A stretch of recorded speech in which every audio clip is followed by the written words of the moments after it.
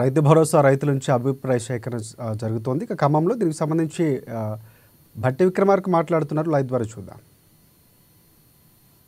మేము కస్టోడియన్స్గా ఈ పంచే కార్యక్రమాన్ని మీ డబ్బుల్ని మేము పంచే ఈ రైతు భరోసా కింద ఇచ్చేదాన్ని ఏ రకంగా ఎవరికి ఏ స్థాయిలో ఎట్లా చేస్తే బాగుంటుంది అనేటువంటి ఆలోచన మీ అందరి దగ్గర నుంచి ఆలోచన తీసుకొని వాటికి అనుగుణంగా 10 జిల్లాల నుంచి వచ్చినటువంటి సమాచారంతో అంతిమంగా మేము ఒక రిపోర్ట్ తయారు చేసి శాసనసభలో ఒకరోజు చర్చగా పెట్టి ప్రజలందరి అభిప్రాయం ఈ రకంగా ఉంది, సభలో మీ అందరి అభిప్రాయం కూడా ఏంటని అని రాజకీయ పార్టీలు అందరి అభిప్రాయాలు తీసుకొని అంతిమంగా దానికి సంబంధించిన మార్గదర్శకమైనటువంటి విధి విధానాలని రూపకల్పన చేసి ప్రభుత్వ పరంగా అనౌన్స్ చేసి ఈ డబ్బు పంచే కార్యక్రమాలు చేయాలనేటువంటి ఒక ఆలోచనతోనే ఈ సమావేశం ఏర్పాటు చేయడం జరిగింది. అందుకే ఈ సభలో వచ్చినటువంటి మిత్రులంతా కూడా వివిధ రాజకీయ పార్టీలకు సంబంధించిన నాయకులు ఉన్నారు, రైతులు ఉన్నారు, వివిధ వర్గాలకు సంబంధించినటువంటి వాళ్ళు ఉన్నారు. అందరికీ నేను ఒకటే విజ్ఞప్తి చేస్తున్నాను, నేను చెప్పేటువంటి సలహాలు సూచనలు అన్నీ కూడా క్లుప్తంగా ఎక్కువ సమయం తీసుకోకుండా, ఎందుకంటే చాలా మందితో మాట్లాడించాలి కాబట్టి క్లుప్తంగా 1, 2, 3, 4, 5 ఈ రకంగా చేస్తే బాగుంటుందని మీ అనుభవ రీత్యా రైతాంగ సోదరుల్ని మిగతా వాళ్ళందరినీ చెప్పాలనుకున్నటువంటి వాళ్ళందరూ కూడా ఆ స్థాయిలో చెప్పవలసిందిగా కోరుతూ ఈ సమావేశం పూర్తయ్యేంత వరకు ఇది ఎందుకంటే చాలా గంభీరమైనటువంటి సమస్య, మనం తీసుకునేటువంటి నిర్ణయం కూడా చాలా ప్రధానమైన నిర్ణయం. ఇంత ప్రధానమైన నిర్ణయం తీసుకునేటప్పుడు మీరు చెప్పేటువంటి ప్రతి సూచన కూడా చాలా విలువైనది. అంత విలువైన సూచనలు ఇచ్చేటప్పుడు సభ కూడా చాలా గంభీరంగా జరగాలనేది మా అందరి ఆలోచన. సభ పూర్తయ్యేంత వరకు అక్కడ ఇక్కడ లోకల్గా ఉన్నటువంటి వాళ్ళు ఎక్కువగా మిగతా అక్కడ ఇంటర్నల్ డిస్కషన్స్ నిశ్శబ్దంగా ఉండి చెప్పే వాళ్ళందరూ కూడా స్పష్టంగా వినాలని, అప్పటి వరకు అక్కడ ద్వారాలు కూడా పెద్దగా రాకపోకలతో ఈ సభ డిస్టర్బ్ కాకుండా ఉండాలని చెప్పి నిర్వాహకులకి అంతా మెయింటైన్ చేసే అందరూ కూడా విజ్ఞప్తి చేస్తూ సభా కార్యక్రమాన్ని నిర్వహించడానికి మిగతా 2 మంత్రులు కూడా కొన్ని సలహాలు సూచనలు చేస్తారు. దానికి అనుగుణంగా ముందుకు పోవటానికి నడిపించవలసిందిగా జిల్లా కలెక్టర్ గారికి విజ్ఞప్తి చేస్తాను. Thank you. ధన్యవాదాలు సార్. సార్, ఇప్పుడు గౌరవనీయులైన వ్యవసాయ శాఖ మంత్రివర్యుని మాట్లాడమని విజ్ఞప్తి చేస్తున్నాను. గౌరవనీయులు రాష్ట్ర ఉప ముఖ్యమంత్రి భట్టి గారికి, రెవెన్యూ మంత్రి శ్రీనివాస్ రెడ్డి గారికి, ఎంపీ రఘురామరెడ్డి గారికి, ప్రియమైన ఆర్థిక శాఖ కార్యదర్శి పెద్దలు రామకృష్ణరావు గారికి, జిల్లా కలెక్టర్లు ఉజాముల్ గారికి, దిపేష్ గారికి, వ్యవసాయ శాఖ అధికారులకి, జిల్లా కేంద్ర సహకార బ్యాంక్ అధ్యక్షులు వెంకటేశ్వరరావు గారికి, warehousing corporation chairman Nageswararao గారికి, ప్రియమైన రైతు సోదరులందరికీ హృదయపూర్వక నమస్కారం.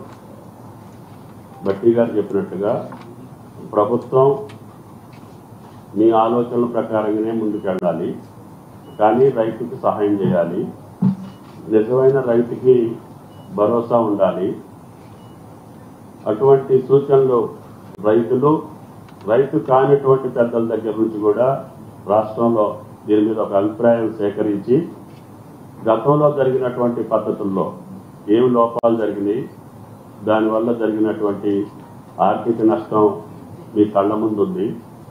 అటువంటిది కాకుండా కష్టపడ్డటువంటి రైతుకి, చిన్న సన్నకారు రైతులకి చేయూతనిచ్చేటటువంటి భరోసా, అటువంటి రైతుల్ని ఆదుకోవాలి అనే ఉద్దేశంతో గౌరవ ముఖ్యమంత్రి గారు రేవంత్ రెడ్డి గారు పిసిసి అధ్యక్షుడిగా కాంగ్రెస్ పార్టీ ఈ రాష్ట్ర ప్రజలకు ఇచ్చినటువంటి, రైతులకు ఇచ్చినటువంటి హామీని పురస్కరించుకొని భట్టి గారు చెప్పినట్లుగానే మొన్న ప్రభుత్వంలో రానటువంటి రైతు బంధుని కష్టమైనా సరే 7,500 కోట్లు రామకృష్ణారావు గారు రిలీజ్ చేసి మీ ఖాతాలో వేశారు.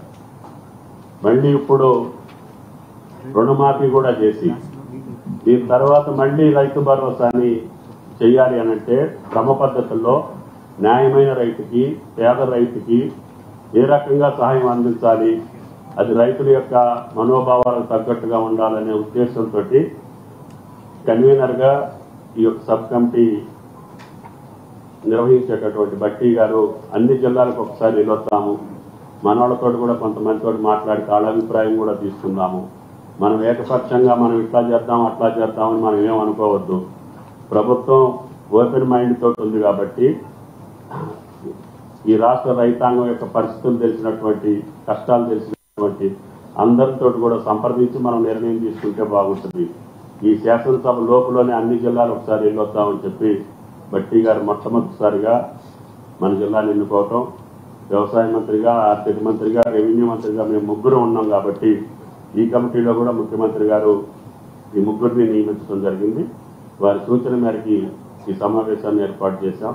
కాబట్టి దయచేసి భట్టి గారు చెప్పినట్టుగా మీ మనసులో ఉన్నది ఏది చేస్తే పక్క రైతులకి, చిన్న రైతులకి, సన్నకారు రైతులకి ఈ న్యాయం జరుగుద్ది, వాళ్ళకి ఏ రకమైనటువంటి వెసులుబాటు ఇవ్వగలుగుతుంది ఈ ప్రభుత్వం అనేది మీ మనసుల్లో మాట చెప్పాలని చెప్పి విజ్ఞప్తి చేస్తూ, ప్రభుత్వానికి ఈ రోజుకి ఏ ఆలోచన చేయలేదు. 10 జిల్లాల రైతుల యొక్క మనోభావాలు తెలుసుకున్న తర్వాతనే ప్రభుత్వం నిర్ణయం ఉంటుంది. కాబట్టి దాని గురించి పేపర్లో వచ్చేదో లేదో మీడియాలో వచ్చేవి ఏది కూడా వాస్తవం కాదని చెప్పి మీకు చెప్పదలుచుకున్నాం. Thank you. ధన్యవాదాలు సార్. ఇప్పుడు గౌరవనీయులైన రెవెన్యూ శాఖ మంత్రి వారిని మాట్లాడమని విన్నపం. సభకు నమస్కారం. పెద్దలు రాష్ట్ర ఉప ముఖ్యమంత్రి వర్యులు భట్టి విక్రమార్క గారికి, సహచార మంత్రి వర్యులు తుమ్మల నాగేశ్వరరావు గారికి, ఎంపీ గారికి, ఆర్థిక శాఖ ముఖ్య కార్యదర్శి గారికి, ఇద్దరు కలెక్టర్లకి, అగ్రికల్చర్ డిపార్ట్మెంట్ వారికి, అదే రకంగా ఎమ్మెల్యేలు ఉన్నారు, కార్పొరేషన్ చైర్మన్లు ఉన్నారు, ఇంకా ముఖ్యులు చాలా మంది ఉన్నారు. వారందరికీ, ఈ కార్యక్రమానికి హాజరైన మీడియా మిత్రులందరికీ, ముఖ్యంగా రైతులతో పాటు ఈ రాష్ట్ర ప్రభుత్వానికి సూచనలు ఇవ్వటానికి, రైతులు ఎలా చేస్తే బాగుంటుందో రాష్ట్ర ప్రభుత్వం నిర్ణయం తీసుకోవటానికి ముందే మీ సూచనలు తెలపటానికి విచ్చేసిన ప్రతి ఒక్కరికి రాష్ట్ర ప్రభుత్వ పక్షాన, నా పక్షాన మనస్ఫూర్తిగా కృతజ్ఞతలు, అభినందనలు తెలియజేస్తున్నారు. పెద్దలు భట్టి గారు చెప్పినట్లు ఈ రాష్ట్ర ప్రభుత్వం నుంచి ఖర్చు పెట్టే ప్రతి రూపాయి రాష్ట్ర ప్రజలు వివిధ రూపాలలో రాష్ట్ర ప్రభుత్వానికి చెల్లిస్తున్న డబ్బు అనేది ఈ రాష్ట్రాన్ని పరిపాలిస్తున్న మా అందరికీ తెలియంది కాదు. గత ప్రభుత్వంలో ఏ స్కీములు ఏర్పాటు చేసినా, ఏ పేదోళ్ళకి కానీ ఏ కార్యక్రమాన్ని చేపట్టాలనుకున్నా ఆనాడు ప్రజల అభిప్రాయాలు ఏనాడు సేకరించలేదు.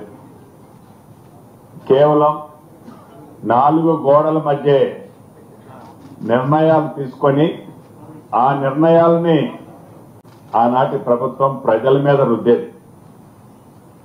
ఈనాడు అలా కాదు. ఏదైతే ఈ సంపద ఉందో, ఏదైతే ఈనాడు ఈ రైతులకు కానీ, పేదవాళ్ళకి కానీ, బడుగు బలహీన దళిత గిరిజనులకి గౌరవ ముఖ్యమంత్రి రేవంత్ రెడ్డి గారి నాయకత్వంలోని ఈ ప్రభుత్వం పేదోడి ప్రభుత్వంగా పనిచేస్తుందో, ఆ చేసే ప్రతి పైసా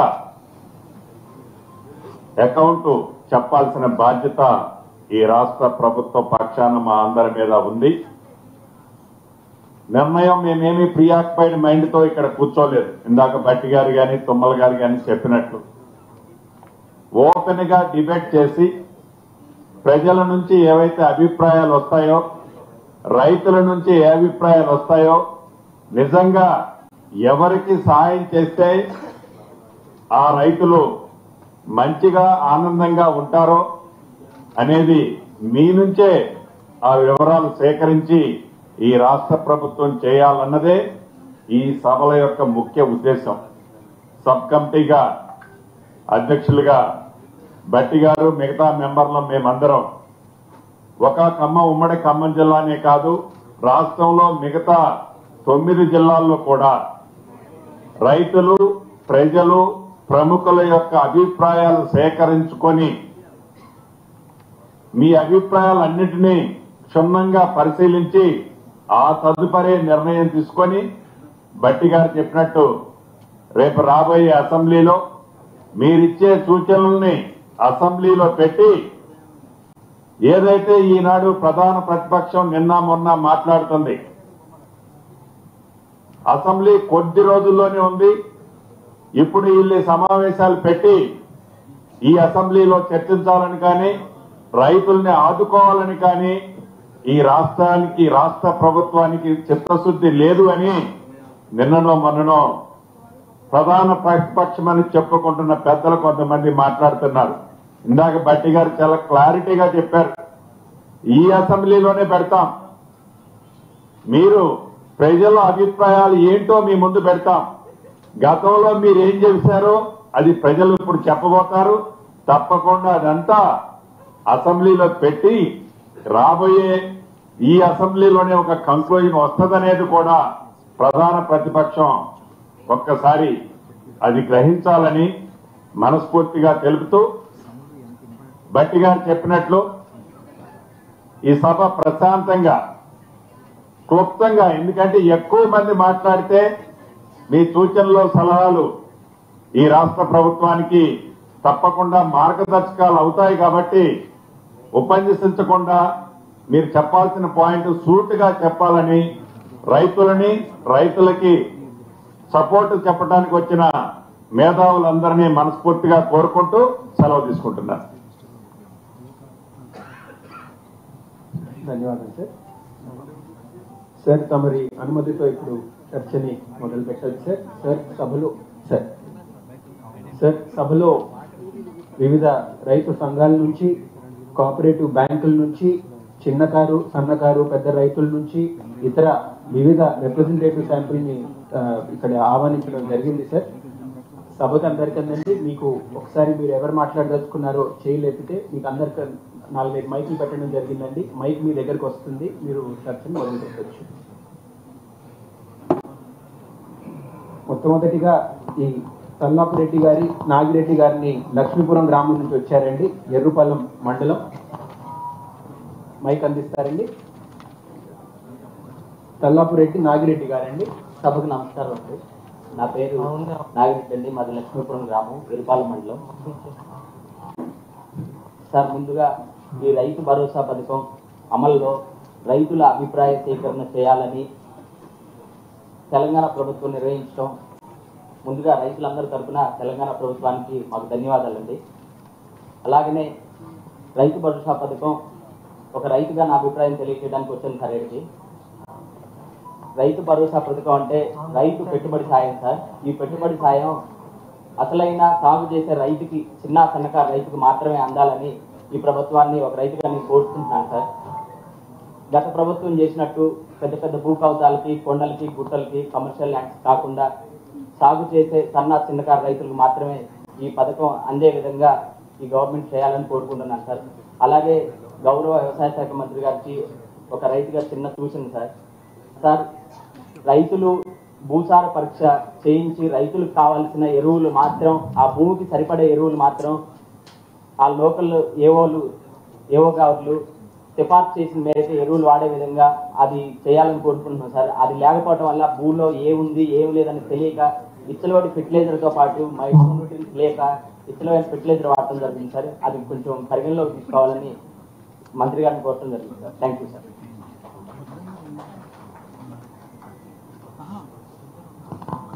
థ్యాంక్ యూ అండి.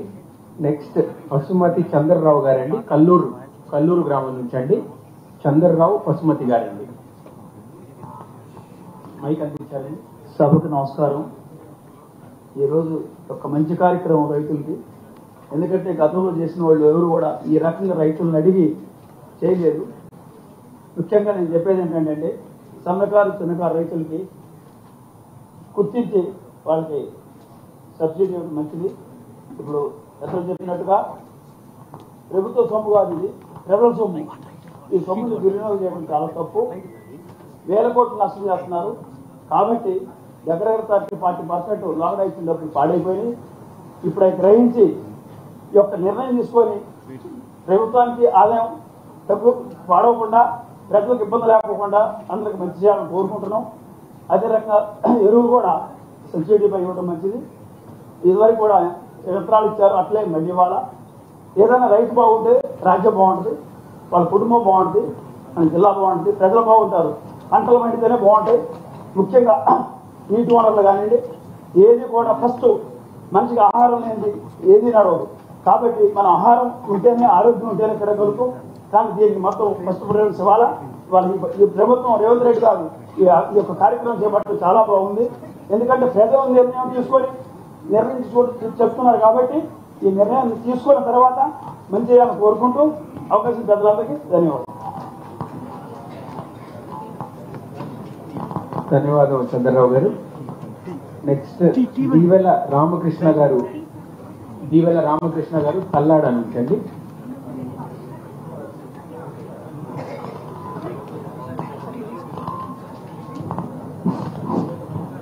సభకి నమస్కారం.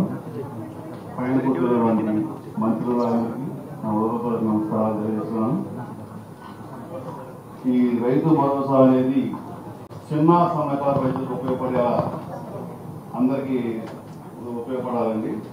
మరి మధ్యతరగతి కుటుంబాలకు కూడా చిన్న సన్నకారు రైతులకి ఇది భూస్వాముల్ని ఇంకా పెంచే విధంగా ఉండకుండా గుట్టలకి వెంచర్లేసిన వారికి వేరే రకమైన సాగులో ఉన్న భూములకే ఈ రైతు భరోసా పథకాన్ని అందించి సాగులో లేనటువంటి భూములు తీసేయాలి.